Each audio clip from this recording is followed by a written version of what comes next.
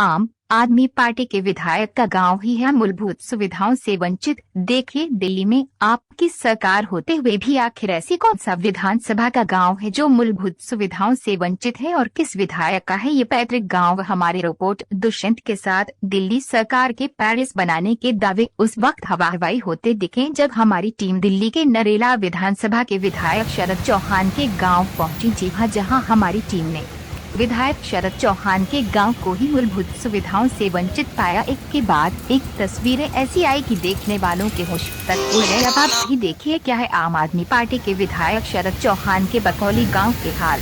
तस्वीर नंबर 1। गांव के अंदर जाने से पहले ही जो दिखी वो है जर्जर सड़क, जिसे देखकर लगा रहा है कि पता नहीं कि गड्ढों और सड़क है या फिर सड़क पर गड्ढे। समस्या यहाँ तक खत्म नहीं हुई कि गाँव में प्रवेश करते ही जो देखा वो कुछ अलग ही था। सड़क पर पड़ा ये कूड़ा ने अपना बयां कर रहा है कि कोरोना जैसी महामारी के बीच और भी अन्य बीमारियों को न्योता दिया जा रहा है।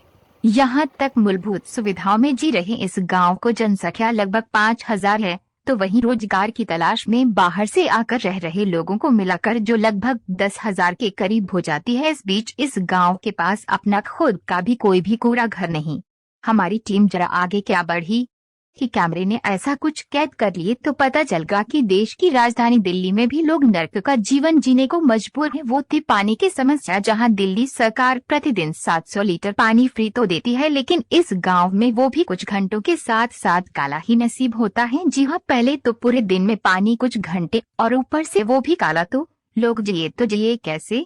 पानी की समस्या यहाँ तक खत्म नहीं हुई को लोगों का कहना था कि अक्सर पानी निकास की समस्या के कारण गलियों में भी पानी भर जाता है। ये समस्या 3-4 दिन से आ रही है। वैसे भी 1-2 घंटा पानी आवा, उसके बाद पानी नहीं आता।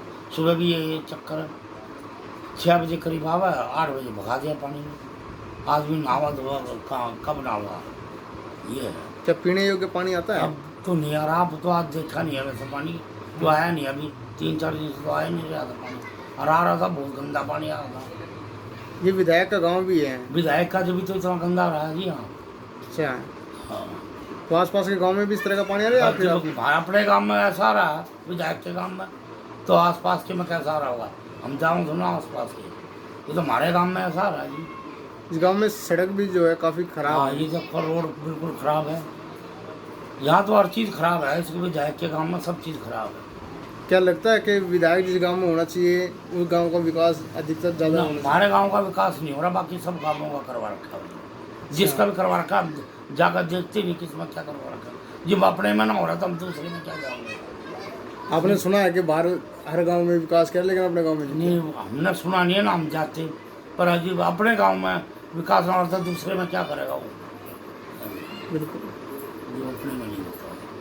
तो वहीं पानी लीकेज की भी अपनी समस्या बनी रहती है, जहां दिल्ली ही नहीं पूरी नरेला विधानसभा में ही न जाने कितनी योजनाओं पर काम चल रहा है। वहीं दूसरी तरफ विधायक शरद चौहान के गांव बकौली में डिस्पेंसरी की तो दूर की बात है, कोई दिल्ली सरकार द्वारा बनाए जा रहे मोहल्ला क्लिनिक तक नहीं है। एक तरफ कोरोना जैसी महामारी की तीसरी लहर लोगों को डरा रही है, वहीं दूसरी तरफ ये तस्वीर दिल को झंझोर रही है। अब देखने वाली बात होगी कि खबर चलने के बाद विधायक शरद चौहान के गांव में कितना विकास होता है, या फिर बात वही होगी कि विकास का केवल नाम होगा लेकिन विकास नहीं होगा।